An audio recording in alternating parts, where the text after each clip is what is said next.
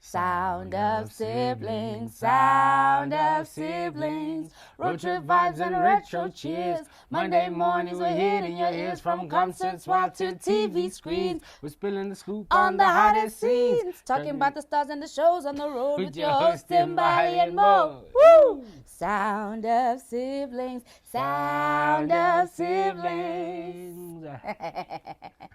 Y'all are welcome. Y'all are welcome.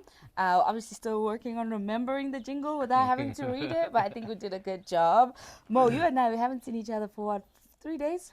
4. 4 days. 4 days. Yeah, Has it 4 days? You've been gone a minute. Okay, how are you? I'm good. How are you? I'm good.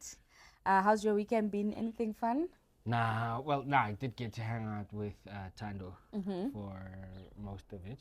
Oh, okay, so, yeah, nice. That was pretty cool. She came back again after Friday? Yeah, she came back on Sunday. Nice. Yesterday, yeah. Oh, okay, nice. And how was your week? Did you make a nice meal for her? Yeah, she had what I had cooked the previous night before. Oh, okay. Yeah. Are we having that tonight? No, it's finished. So you're making us something tonight? I guess. Okay. I guess. Girl, I guess. I had a good weekend. Actually gonna start the episode off with my review of one of the highlights of my weekend, which was going to DSTV Delicious. All right, so we just arrived at DSTV Delicious, and this is our first impression just as we walk in. What's your first impression? It's full. I'm skinnier. Oh yeah. Walked a mile in my shoes. Okay, looking forward to it. Let's see. First of all, long ass walk to get in from when you come in to walking all the way up to actually entering. There'll be some footage that I'll be rolling as well during this recap. But so you get in, it's a huge DSTV Delicious sign. My sister had bought the tickets for us as a birthday present to my other sister, which was really, really nice. There was actually 2 stages. So we realized when we were on the way to DSTV Delicious that we didn't know what the lineup was. There was 2 stages. Oh, y'all just had Lauryn Hill. We just had Lauryn Hill. It was just about Lauryn Hill. So there was 2 stages. There was a Channel O stage, and then there was the main stage. The Channel O stage was inside, actually. Okay. It was covered. It was really nice. Had to go through this tunnel to get there. Bar was full. Everything was full. Bar, food. Everything. Line. It was absolutely mental. Definitely one thing that they should do is add more bars, because having 1, 2, 3 bras, having 3 bars that are like what do I want to say? They were like centralized, I guess, locations for the bars, but you can't have like thousands of people and then have your bars like just one long bar here, one long bar there. They should take that bar staff or whatever and separate them. Yeah, have like about 8 different locations where you can get your drinks, so that as well it's not like one huge queue at this one place as well. So it's definitely something. But Channel O, they were doing like house music. Who were the DJs? This is what I'm trying to remember now. We went in and one of Seba's favorite DJs was playing Lulo Cafe.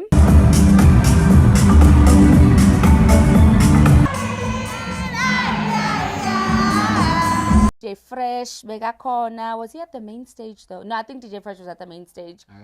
There were other DJs. I'll put a screenshot of what the lineup was in the Channel O stage, but it was really, really cool. We danced as well, had a good time. So we were like, let's go get drinks there because it was closer to the bathrooms and the entrance. So we went there, chilled there for a little while, dance, had a good time. And then from there we left with our big jug, because we said we're gonna buy a jug because we don't want to get a big jug of, we drank it Brutal Fruit. So you bought a jug of Brutal Fruit? Yeah, because they you know how they do. They won't give you the bottle. They won't give you the can. So they have to pour it into something. There were some guys that had bought it Johnny Walker, and they were basically emptying out into small water bottles, which is really nuts. Anyway, ngoba they don't want the liability of people leaving with the bottles and all that kind of stuff. So we left with a jug and our drinks in hand. Where the cars actually do the racing, that's where the whole kind of food it's on the track. and bar stuff was set up. Yeah, it's right on the track. So we went in, we queued for food because Sebe hadn't eaten, but we made sure to just get food in case anyone else was hungry. So we just got food, stood in the line for forever. And then we went to the main stage again. I think maybe like an hour and a half before Lauryn Hill was going to come on. So we went to the main stage. It was full, folks. What are the vibes? It was full. The vibes are high, people are nice, people are mingling, vibes are high, Some chick came and stood with us in the line because she was the last one to arrive out of her friends. So she was just finding a suitable group of people to stand with. For a little bit. Yeah. And she's like, hi, can I stand with you guys? Because I'm not going to stand alone, blah, blah. I said, whatever, girl. Do what you got to do. As long as you don't anticipate for me to entertain you, do what you got to do. So, yeah, it was really fun. Oh, one thing that they were doing is they were handing out water bottles at the bottom while we were waiting to get into the actual Kailami place. Water bottles? Yeah, Amans. With water? Yeah. Okay. Yeah, they were handing out like water bottles. They were handing out bottles of water. Sorry, yeah, you're right. They were handing out bottles of water, which I thought was smart. The bottled water was warm, but anyway. At least they're trying. So no, the vibe was good. Where the main stage was, there was grass as well, which was really, really nice. So there were people with their picnic blankets, camp chairs, whatever. Tina Safotla in front of the picnic blankets because we don't want to be stepping on your picnic blanket. There was a picnic blanket that Sebe just and she folded it in half basically. Yeah, because we want to be standing there. What do you mean? So it was really, really nice though. Vibes were high. DJ Fresh came on, DJ'd. They were playing some Zulu music and stuff like that. Abantu bakita, we were all having a good time. Obviously, Lauryn Hill was late. She was like an hour late, as is her usual. But she pitched, yeah. She pitched wearing this red outfit. I think it was made by Utebe Makuku. Ne? Tebe Makuku? Yeah. I think it was made by Utebe Makuku. And it was beautiful red outfit, but hot. So I saw in other people's recordings that she had like 2 or 3 fans facing her. Yeah, ngoba bekafake like a hat like a skolo, lesamazula, you know that hat.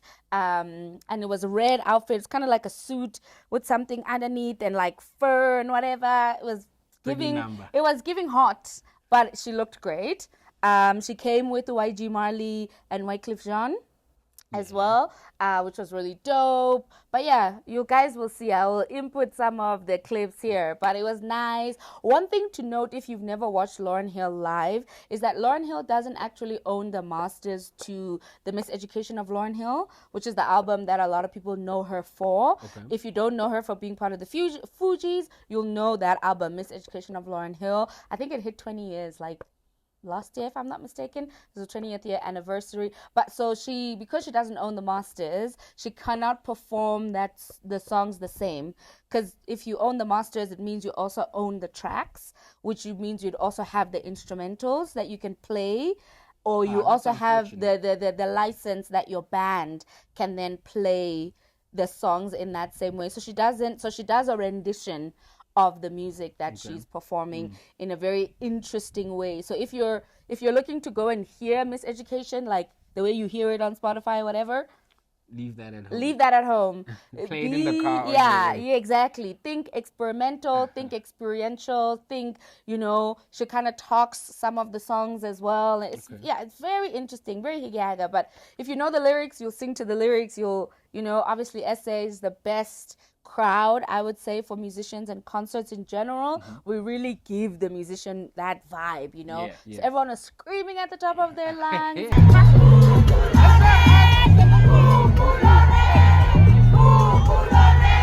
Had to quickly fold those picnic blankets because the moment she was about to come on, people rushed. Like we all basically got moved forward by just how much people were rushing. But it was really, really great. Had a good time. Love going with my sisters. Definitely want to go do more concerts with them as well. But DSTV Delicious, you have a thumbs up from me. The only thing I would say is do what Basha Uhuru did, and Basha Uhuru actually put up tables where there was like the food sections. So it wasn't a lot of place to sit, but the food court wasn't always full of people as well. So if you were at the food court, you had an opportunity to sit down. There, you had no opportunity to sit down unless you were in VIP or you were in that like green section. Also, your VIP, guys, you guys need to be doing better for VIP, because why is VIP 10 yards away from the stage? Why is so if this is the stage here, right? If this is the stage here, let's say the stage is here. VIP was here. Oh, at an angle. Yes, wow. VIP was at an angle here, but they're literally like, this is their fence, is here. Oh, they even fenced in. Yes, so they're in like, I guess what is already like a fenced in area of the place. It's far, man. I can understand it if you're looking for like the racetrack and you're there to watch the cars and stuff. Obviously, you don't want to be so close. But when you're at the you want to be close. Want to be with the normies. Yeah, they need to be making VIP like cut the section la, because or no, they must cut a section. You can't be putting VIP in the front. No, nyala. But put them on the side or something so that they also have an opportunity to like be close. Yeah. But a lot of people who were in VIP left VIP, came just to the normies and were chilling because the vibe is there. VIP, you're all standing like craning your fucking neck to see. No, it was bad. Sorry about that. But VIP, you guys had it rough. So what are you giving DSTV Delicious out of 5? Out of 5? Okay, let me tell you what I'll give DSTV Delicious, and I'll tell you what I'll give Basha Uhuru. Okay. So I'll give DSTV Delicious, I'll say like a 3.8. 3.8. Yeah, I think a solid 3.8 because of all the things that I had mentioned. They definitely could have done better in terms of how they were arranging where to get the food, the bars, and stuff like that as well. Yeah, sound was good when you were close to the main stage, but when you were far away from the main stage, which is where the food and the toilets were, that's another thing. The toilets were so far away from the main stage, so far away. I guess so that agnugi. Yeah, but then also, I'm sure I don't want to say, but I'm sure they were far, dude, and you don't want to miss the action. Because Nakona, that's the main moment. So you're literally having to weasel your way out of millions of people. And you might miss. And then now you have to be coming back again through all those people. No, it's a lot. They could have just made them on the side, the porta potties, or where the other bar that was close to the main stage was. They could have put at least like 3-4 porta potties there or something. Because there were also porta potties. Ish, guys, this porta potty thing. Anyway, but I'd give it about a 3.8. 3.8. Yeah, okay. Out of 5. I would give Basha Uhuru, knowing that these two are 2 different sizes of events as well, but I'd give Basha like a 4. I'd give Basha like a 4. They put on a show. It was fantastic. It was great. Everybody was good. Toilets were accessible. There was 2 types of toilets that you could go to. No porta potty in sight, which was amazing. And yeah, seating as well. Even though at the main stage there was no seating, but there was seating somewhere, so you could sit somewhere. What do you mean?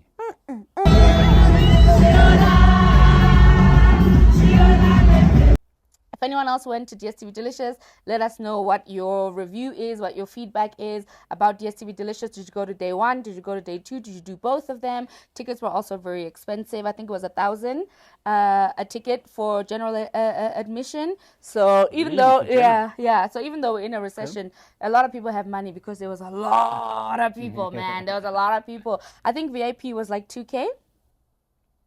Just to be at that angle. Just to be on the curve. But yeah, so that is how we're starting off the episode today. No game for us. Instead, you had the nice review and the nice footage of DSTV Delicious. Now, the second thing that I want to talk about is updates on the march that's happening on the 24th. So that is the Youth March, which now I have come to realize that there is an organization that is kind of owning or claiming or leading essentially what is this youth march, but in my understanding it's not just about this one day of a march, 24. It's actually a little bit more as well. So if you want to read us, Mo's going to read us from Reclaim SA is the page that has kind of been started. I forget what this chick's name is, but she calls herself Madam President. So Mo's going to read to us what their vision, their missions are, and what some of their pillars are, and then I'll go into some other bits as well. All right, cool. So this is the Reclaim SA Youth Movement, the South African Renewal Pact. This is the vision behind everything. A South Africa reborn, a thriving, just, and united nation where every citizen can prosper. We envision a future built on ethical leadership, vibrant communities, and an unstoppable collective will that turns the tide of decay into a renaissance of hope, innovation, and shared prosperity. This is then their mission, right? Hashtag Reclaiming SA is a central hub for South Africans committed to peaceful, positive change. We exist to mobilize grassroots action, build empowered communities, and hold leadership accountable across all sectors. We are a platform for bold, coordinated action informed by civic education, driven by practical solutions, and grounded in a non-negotiable commitment to justice, equality, and democratic renewal. Their strategic pillars. Our vision is achieved through the relentless, positive construction of a better country. We channel the energy of our youth and wisdom of our communities into tangible action through 4 core pillars: informed and empowered citizenship, 2, grassroots mobilization and community building, 3, accountable and engaged leadership. National collective purpose. Our call to action. This is an invitation to every South African who believes in our nation's potential. It is a call to move beyond frustration into purposeful, powerful, and peaceful action. Our collective purpose is our most powerful resource. Let's build together. Amen. So, that's Reclaim SA. They are Reclaim SA, I think, on all of their social platforms. If I'm not mistaken, they've just come out with a website not so long ago as well. So you can also look at that. The locations have been released. At least some of the locations have been released that I was able to find. In the Western Cape, people are meeting. So the meeting point is the Grand Parade. KwaZulu Natal, particularly in Durban, you're meeting at the Curry Fountain at 10 a.m. In Gauteng, where people are meeting in Pretoria. So you're meeting in Pretoria at Church Square. At the Union buildings, and the reason why they chose Pretoria is because obviously of the political symbolism and what is in Pretoria at that particular location. That's where a lot of our parliamentary buildings are. That's where government really operates for the most part when we're thinking about significance as well, because a lot of people are asking, why this day? Why? Oh yeah, can you anyway, Port Elizabeth has been postponed, so I don't think you guys are going to have your march on the same day, but I think they will be still doing a march on another day for Port Elizabeth. So far, that is the locations that have been released. Obviously, Gauteng has more than just those. Obviously, South Africa has more than just those 4 provinces, so hopefully the rest of the provinces will also get a rollout of the locations. Why is it happening on a holiday? If you're asking what holiday, it's Heritage Day. That's the question that we got a lot in our viral video about the thing. Why is it happening on a holiday? And maybe we're not gonna be there. On a holiday. Obviously, first of all, you guys annoy me. Yes, you guys annoy me. A lot of you, I love you. Thank you so much for the support. But a lot of you annoy me. Zita. Wow, Mo, stop. That lady. I had to keep deleting her new thing because I'm not gonna have a white woman be the one who's talking the most in the comment section. Please leave us alone. Go and talk to Helen Zilla. But why is it happening on a public holiday? So it's happening on Heritage Day, and essentially why they're saying they chose it to happen on Heritage Day is so that they can also reclaim what heritage means. It's not just about celebrating what had happened in the past. It's not just about being proud of, where you come from, who you are, but also about the future that is being built and forging that future so that the future generations also have something to be proud of. Yeah. So what? You Zofaga, your Xhosa outfit, you're going to wear your Tsana outfit, you're going to wear traditional clothes, and then what? And then what? And you're still without a job. Oh, then again, though, are we wearing traditional at the march, or they didn't necessarily release if there was an attire, but I don't know. Yeah, I don't know. It is supposed to be a peaceful protest as well. That is something that Reclaim SA has been saying quite a lot. It's like, guys, peaceful, peaceful, peaceful. It's not about destruction. It's not about looting. It's not about following what Nepal is doing, because we still have to see if Nepal's strategy is going to pan out for them, right? But it's not about looting, because we're looting from those same businesses that employ people, those little few employment jobs that we have right now. So we must try to be preserving and conserving in whichever location that you are in as well. People are complaining that there's vague information. Now you know where to go to get the information. Also, folks, research. All you had to do was type into TikTok or into Google Youth March. Yeah, 24th of September. You would have found a whole bunch of information. And if you couldn't find the information before, you best believe that there's a lot more information out now. Yes, the website is new because this is a new movement, right? This is something that is still fresh and is being built. I think a lot of people think about, a movement, a resurgence of something, something new has to also have been created. People want the website of something that just was created a couple of months ago to have so been a website from 3 years ago. Are you mad? Are you absolutely mad? Give it some time. Have some grace, have some patience, guys. Two last things that I will say. So the last time that the youth did something like this was obviously the uprisings. And that's why we have Youth Day in general. That's why we have that. I think initially that started with like 5,000 students, if I'm not mistaken. So this is the uprisings that happened June 16, 1976, if I'm not mistaken, where the students didn't want to learn Afrikaans. They were basically going against being taught Afrikaans in their school. And so they did a walkout, and the walkout started with about 5,000 students. By the time that the walkout or the march or protest was done, there was about 10,000 students that were a part of it. So I think this is also something that we don't realize, is that some of these things have a snowball effect. You guys suffer from the bystander effect. So you want something to be happening, to be popping before you go and join it. So you have to have that grace as well. So a lot of people are saying, okay, again, if you don't make the invitation sweet and nice, and you make me happy, and you make me feel invited, and you treat me nicely, and you hold my hand, then I'm not coming to the march. Because the same person who said, when are you turning me down, when are you speaking to me in this way, or because I said you're busy commenting, what are they doing beyond the march, this thing is a march, so a peaceful protest has never yielded anything. What have you done? Is what I asked them. What have you done? I'm not even talking about nationwide, countrywide. I'm talking about in your neighborhood. Have you even organized a talk about something that is plaguing your neighborhood? No.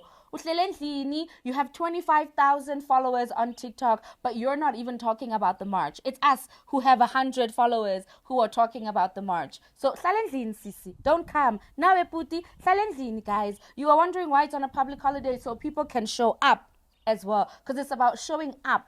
It's not about showing up disrupting government necessarily. It's about showing up first. Then the movement will also snowball into something else. So please, Ninga. Also, Mo, are we organizing this event? No, we're not. We're just giving information that we also did the research on. Literally, we're just in full support of the march, guys. That's all it is. So don't be coming at us like we're organizing this thing. But I just want to also say that there's approximately 21 million youth in South Africa.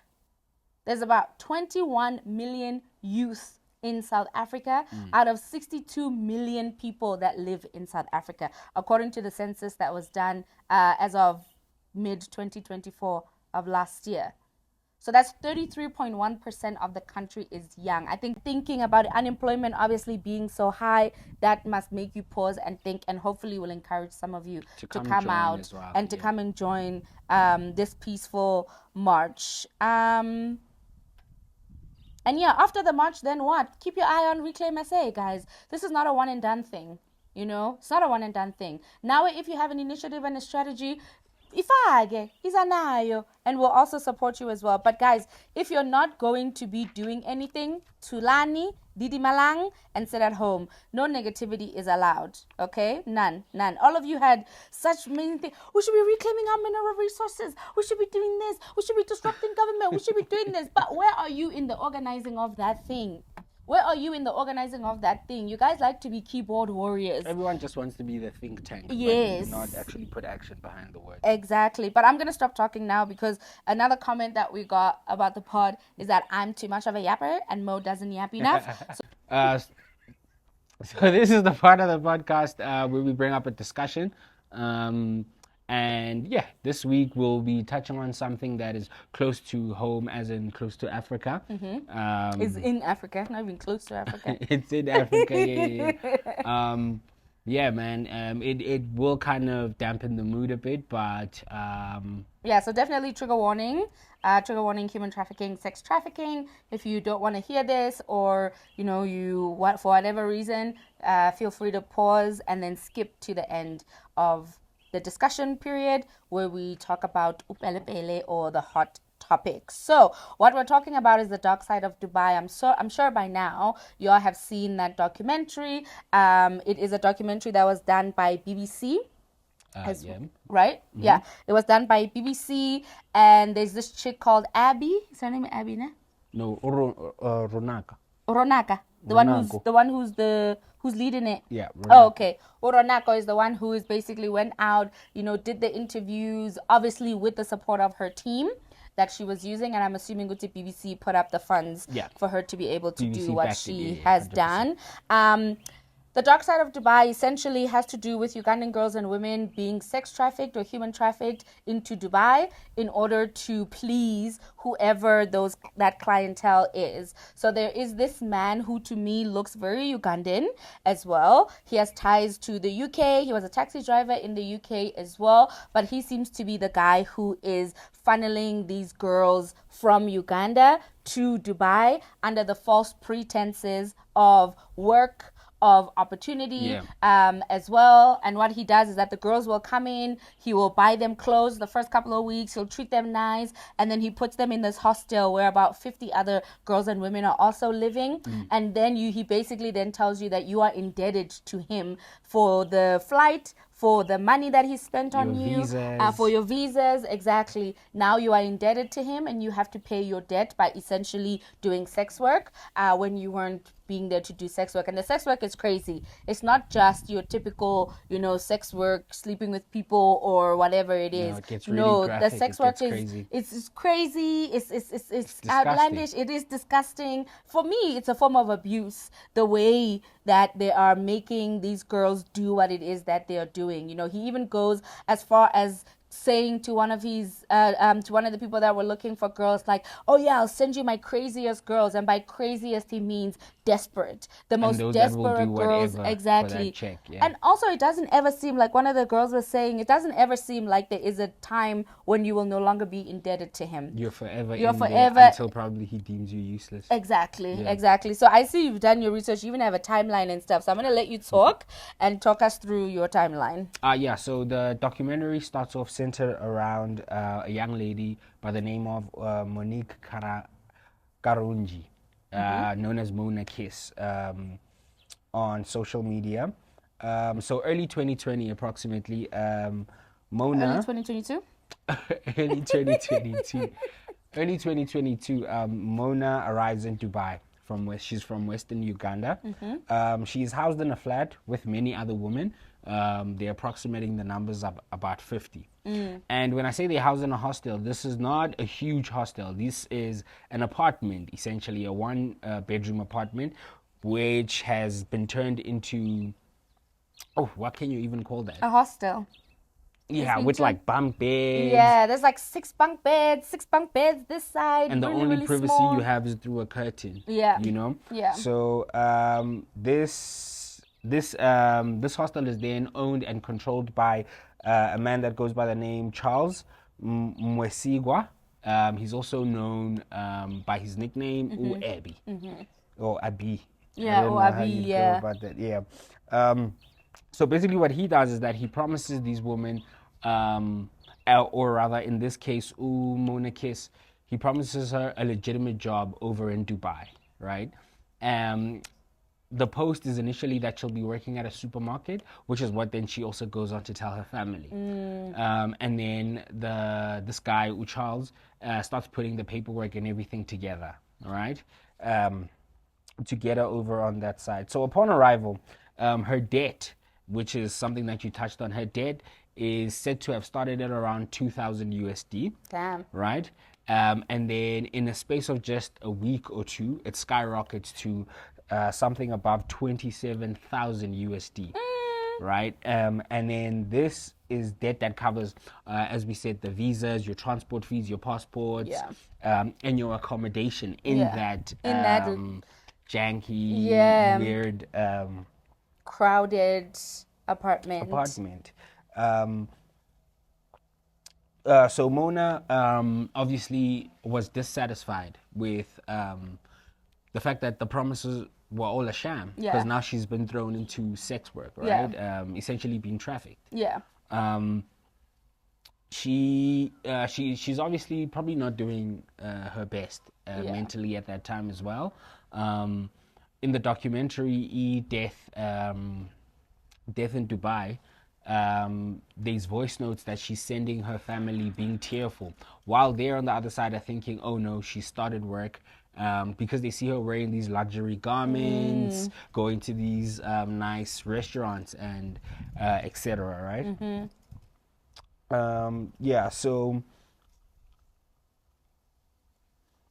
So eventually during her stay, I think this was about week 2. During her stay, she's now protesting against Charles. She doesn't want to do this anymore. So apparently she breaks loose from the chains and she finds a legitimate job, right? And then she starts working that job, which helps her afford her own rent. But because he kicks her out. Yes, but then she moves to the building right next to his. Right, because I'm assuming maybe the rates are just better there, and that's what she could afford at the time. Probably. She moves into this 1-bedroom unit. And seemingly tries to better her situation, right? But things take a turn. Things absolutely take a turn. So on the 27th of April 2022, Monique is seen posting, or rather on social media, posting pictures of her at a lavish and luxury restaurant. You know, things are looking a bit up. She's looking happy. She's high in spirits, right? And then May the 1st of 2022, this then marks 4 weeks of her having been in Dubai. This is where she will then fall from her balcony. Allegedly fall. Towards her death, right? And when obviously the officials arrive at the scene, her death is immediately, or in a short space of time, ruled out as a suicide. Right? By the Dubai police. And the family back home believes that little to no investigation was actually done regarding the incident and her situation. So her family is then informed, and this obviously sparks outrage in her community and among her friends, and everyone is trying to get basically to the truth, right, as to what happened to Mona Kiss that night on her balcony. So the police do then release a report, and in this report, it's alleged that there was high amounts of alcohol in her system as well as drugs. Right, and her apartment seems to have had empty bottles just scattered all across the room. But according to some of her friends and people that she was working with, Mona wasn't a drinker like that, and she did not use drugs. Right, so then that opens the possibility of, was this staged? Right? But then again, the officials in Dubai rule it out as a suicide. And they say to her family, I don't know if you have that there, but they say to her family, because I think there was a family member that was close by, right, in Dubai, who went to the police to go and ask them about the investigation. And, you know, the police say, no, it's a suicide, whatever, don't ask us any more questions. This is not Africa. right? Or like, this is not Uganda. To essentially mean Nuguti, you like go back to where you come from. You don't have any power here. Don't be asking us questions. What we say stands. And for me, that gives me this idea that the Dubai police just don't care about people that are doing sex work, that are being sex trafficked or human trafficked, and B, they don't care about Africans in general. And we know Guti, in the UAE, it is still as well one of the most anti-black places that there is. Just like everywhere else, they are very, very anti-black, and I would even go to say that even more so if you come from Africa as well. So we know which the Dubai police are not doing enough. They're actually not doing anything, and they are, as Uebi will say, in his back pocket. He does find a way to pay them to make sure that these things are hush hush, put to bed or whatever the case is. Yeah, so then after her death, you would assume, because there's been a report done and her place of origin is known, that the body would then be sent back to Uganda, but it is not. It is believed to be buried somewhere in a cemetery called Al-Qassis, I don't know, Al-Qassis or something like that. Yeah. Which is a cemetery in Dubai in an area for unclaimed or unidentified deceased bodies, right, or human remains rather. Also, to touch on what kind of character this guy Uebi is, he's as evil as they come, man. In the documentary, Death in Dubai, so they set up a covert operation, right, to kind of go undercover. So they put this guy in undercover, and he's going to pretend to want girls, the services of Abby's girls, yeah, right?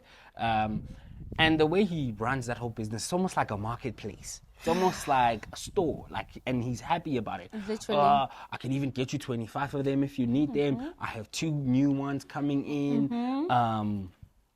It's crazy. It's disgusting. It's absolutely disgusting. And just to see the joy in him when he's also explaining the whole setup and how everything works. Yeah. It's like there's no human behind those eyes anymore. He also owns a club, which is probably another place where they find these. He owns a club or runs a club in an area where the Africans sort of gravitate towards once living in Dubai and stuff like that. And then I think also that's kind of where he then also gets an opportunity to grab girls and put them in this situation of his. Yeah. Yeah, and then it's absolutely awful. And I think there's also actually another character. I don't know if you have that guy's name, but there's basically also another guy in Uganda, or who is from Uganda, who also helps Abby find these girls from Uganda. So this is definitely something that is happening from the inside. And they say that the phone call is coming from inside the house. The phone call is coming from inside the house. So this is Ugandan men that are sex trafficking Ugandan girls and women through to Dubai to then be put into a type of sex work, like we were saying, that is absolutely horrendous. There's some things that I would like to share, but I'm not going to share them on the podcast because they're absolutely disgusting what they're making these girls do. But go and watch Death in Dubai from BBC, and you'll actually get to see what transpires and hear from some of their survivors what they were forced to do. Yeah, and then just to go back, I know we touch on being digitally literate a lot. Yeah. So initially people, there was these images and photos and videos of a girl participating in what they now termed Dubai Porta Potty. Yeah. Right? And it was believed initially that was Mona Kiss, but her family then came out, as well as her close friends and some of the people, some of the survivors that she was working with.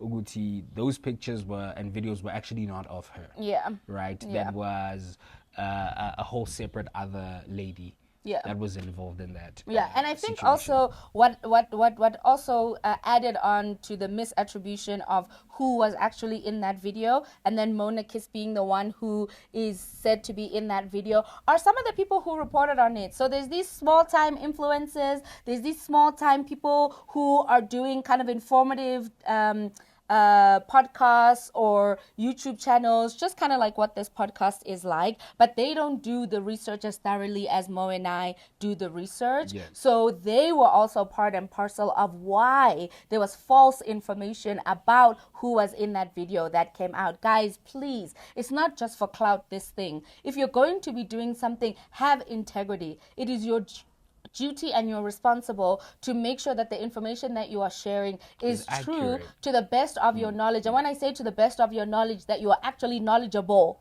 You're actually knowledgeable and you're actually doing that research, and you're not just jumping on a bandwagon to go and then misrepresent what is actually happening. It's not fair. Because I feel like what happened there is that when there's like attention on a certain situation, everyone is just trying to get their material out Yes. for the views Yes. and for the clicks, right? Yes. Or to be the leading video of Exactly. that particular situation. Exactly. You And- want to catch it while it's trending. and no one then does the research, and I Yeah. think that also maybe even played more into her experience there, you know. Exactly. Seeing maybe she had social media as sort of an escape sometimes, and just seeing all those then comments coming on her about oh, there's a video of you doing this and that, Yeah. and that not actually being her or what she would like them to know her as, Yeah. kind of probably also played into her mental Mental health, yeah, Mental health. or lack thereof, as well. So, guys, please, I'm begging you. I'm not talking to the audience. I'm talking to the people who are creating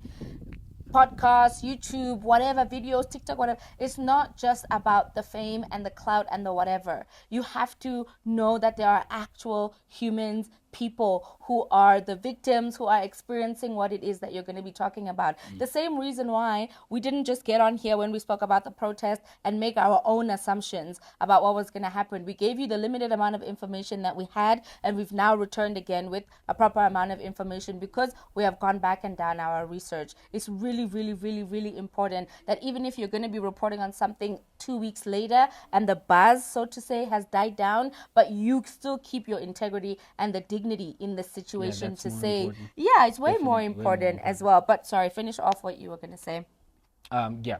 So then I had a few questions for you. Okay, I also have one question, but yeah, go ahead, ask the question. Just around the situation. So when you first heard of this Mona Kiss case, what was your initial reaction?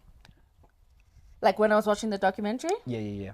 And what did your new view around life in Dubai? I mean, I always had a Did it jaded view change? of what is happening in Dubai. I'll always have a jaded view of that. Always have a jaded view of what's happening in Miami. Always have a jaded view of what's happening in Las Vegas. Always have anywhere where it's like, even what's happening in Ibiza. You know, for me, I'm very cautious about those things and those places because yes, there's gonna be the shiny side that you're shown, but for the people who are less privileged or find themselves in those situations and they can't afford to get back home, there's certain things that they're gonna have to do and be forced to do in order to make it out or to even try to make it out. So me, I've never been somebody who's like, I'm gonna get in Dubai, I'm gonna get in Dubai. Dubai can see me in my next lifetime.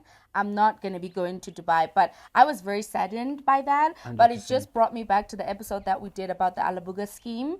And I think even in that episode we asked, if this is the one that's getting the limelight now, how many schemes and scams are there actually and that are taking targeted place? Directly at African women? Yes, exactly. So, and we know that it's our own brothers that are keep selling us out. Even here in South Africa, with this sex trafficking, human trafficking, people like to say, it's the Nigerians, it's the who's. But who is giving them the access sometimes to these women and girls? It's our own South African boys, our own South African brothers, our own South African uncles. Because you and cannot most times come... women as well. And women as well, yeah. Somebody was actually making a TikTok of that, of saying, that there are women that are helping in this kind of situation in the background. So you can't trust your brothers and uncles. You can't trust your friends. You can't trust the women. Safa, guys. Safa, Shem. But no, it's very, very saddening. Yeah, what about you? Yeah, for me, I think because I've seen documentaries before on how the not so fortunate side of Dubai lives, I think it was I don't want to say it was expected and sound grim, but I can see how this can operate and come alive in a space like that. Damn. Right. Yeah. And then my next question was the idea of women like Monique chasing this sort of soft life. Do you think that is it fair to just call it them chasing a soft life, or do you think there's something deeper? There's something deeper. Are we overlooking something deeper to their stories? Yeah. Yeah. Yeah. Why are they in that situation to begin with? What opportunities lacked for them in their country that they were trying to get elsewhere? Yeah. Right? And it's the same thing with the Alabuga situation. What the state of the countries is that there's huge unemployment, huge lack of even just social services that are helping the people that are unemployed, that then these things of escaping to another place, even I think sometimes we think, oh, it's just these schemes that are whatever. No, even a simple person who applies for school in Canada, your family sells all that they have to make sure that you can afford your flight because you know you have a bursary for the school or whatever, but then you have not paid for accommodation. A lot of people end up arriving in Vancouver and moving and going and sleeping on the street. First night in that city, people go and sleep in the street, sleep in the shelter. So it's not even just about escaping for this influential soft life or whatever. It's just the fact that when you go to a place for opportunity, you're not always guaranteed that that place actually is going to have a space that houses you. I think we think sometimes that these locations also have our best intentions at heart, but they don't. It's a university. The university wants you to pay the fees. If you don't pay the fees, the university doesn't care where you end up. You know, same thing with these people. We can obviously see clearly that the Dubai government's not going to do anything about this situation. The Dubai police are not doing anything about this situation. So yeah, absolutely. And I think that's something that is driving people's escapism as well, is this idea of a soft life, and a soft life being tied together with luxury. You know, luxury living that you don't necessarily have to put too much effort in order to reap as your reward. I think that's yes, Kawat Adedings. Yes, Kawat. No, that's fair. Last thing, what do you hope that listeners or watchers like we were take away from this whole situation, Monique, sorry. Like, what needs to change to prevent this from happening? Maybe less on the government and how they run these countries, but what can be implemented right now to save our young sisters and brothers that get caught up in all these sort of schemes? Well, definitely huge repercussion. I think that Abby needs to face life sentence. I think that all these people that are known to be doing these things have to be cracked down on, firstly. Secondly, I think it's a bit unfair to pose the question as to what should the audience do, only because it is systematic, it is infrastructure, it is government. The responsibility falls hugely on the government and how they are showing up for their citizens, you know. But as people talking to each other, you know, spreading this type of information to each other, making sure that we are having these conversations, making sure that when you tell your friend or your friend tells you, oh, I'm going to be chasing this thing, oh, I have a dream of going to live wherever, that maybe we're supporting each other in doing the research. Maybe we're trying to find people who have a lived experience, good and bad. So you can try connect so with you them can and try, understand what to expect. but also so you can try to have kind of a fuller picture, right? I think sometimes when we do research, we're looking for the good things. Oh, should I buy this product? We're looking for the good reviews. But not a lot of people read the 1-star reviews. It's important to read the 1-star reviews to see what the negative things are as well. And they might even be way more informative than the positive, you know? So having the dialogue with each other as well, you know, keeping tabs on each other. I think we're falling as a society into a place of apathy, even a place of lack of interest, which is what apathy means, is a lack of interest in something. We're falling into a trap of apathy even in our social relations. even in our relationships that are romantic, even with our family. Yeah. So I think tapping into each other a lot more, I would say at least that onus is definitely on us. Getting back to community. Yeah, what would you suggest that people can do? I don't know, because what aren't these organizations out there doing, you know?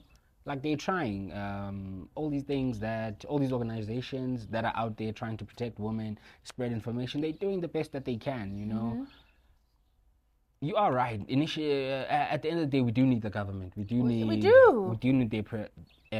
their involvement in our protection. They need to protect us. They need to protect the people on the ground. Yeah, they need to care. We need to also vote and elect people that we feel have our best interests in mind, and also try to hold them accountable. That's also thinking that the voting system is not rigged, right? And that's also what a lot of people were saying about this protest. We're like, protesting the youth march, the youth movement is going to be, unhelpful. Nina, when you go to the polling station, you vote for the wrong people. Guys, we voted for the ANC, which freed us from apartheid. But the ANC is the one that's fucking up now. So we got to pivot. We got to pivot.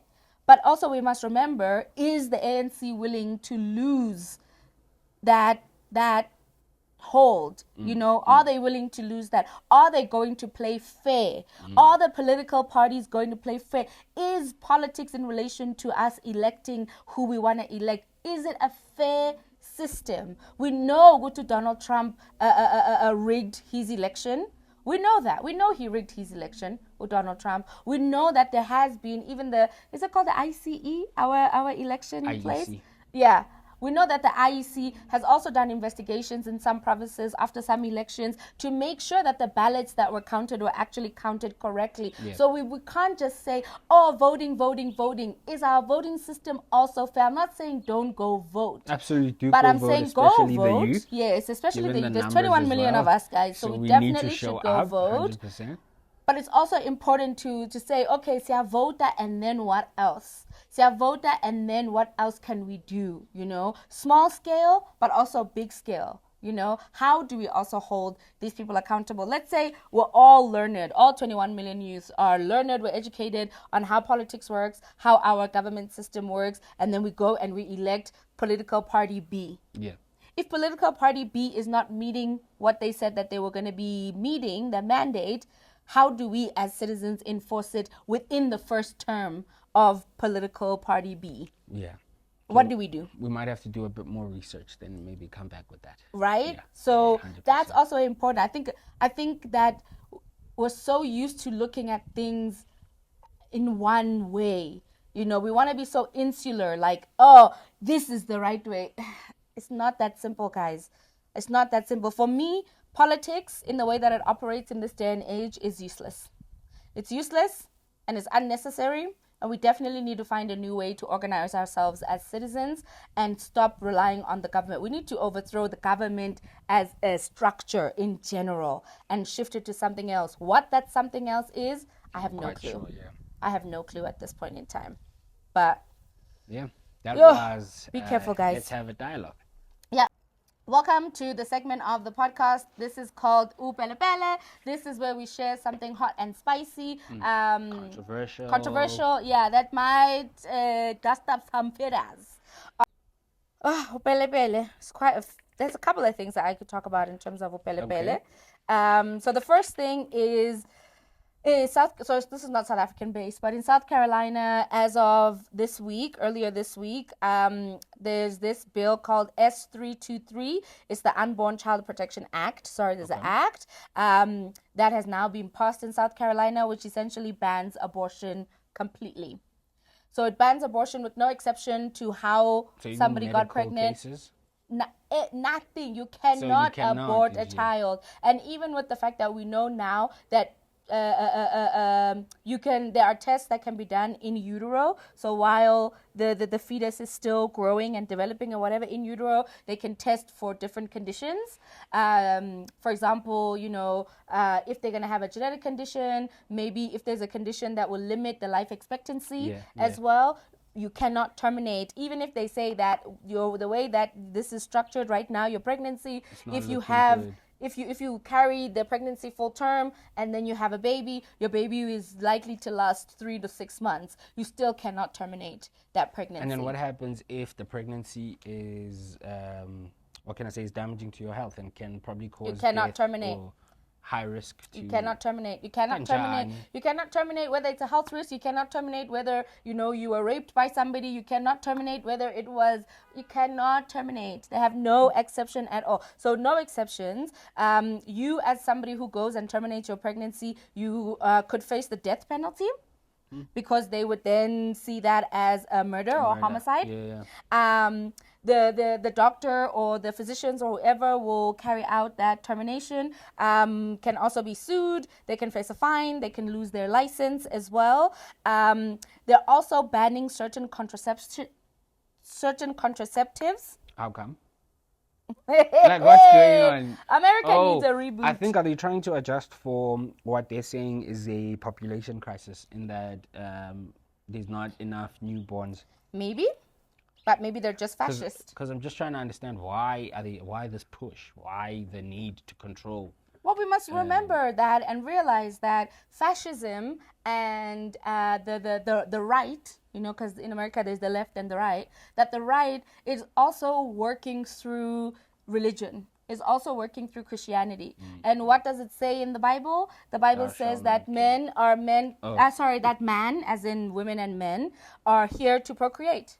And that is what you are doing to further, Christianity and what God had set out for people to do is procreation. So yeah, fine, maybe there might be a declining population in terms of newborns, but I don't really think that that's the thing. I think that they're pushing this fascist agenda that is also there enforced with religion and this kind of religiosity that is also happening as well. But they're banning certain types of contraceptives. They are restricting IVF as well. So if you cannot naturally conceive, obviously IVF is in vitro fertilization, where essentially it's like a medical procedure to fertilize your eggs, or like to fertilize eggs, then put the eggs inside you so that you can carry the pregnancy to full term. They're restricting that. They're criminalizing helping other people get out of state to go and get an abortion. So for example, if I wanted to get an abortion and I wanted to leave Gauteng to go to KZN and you helped me, you are a criminal.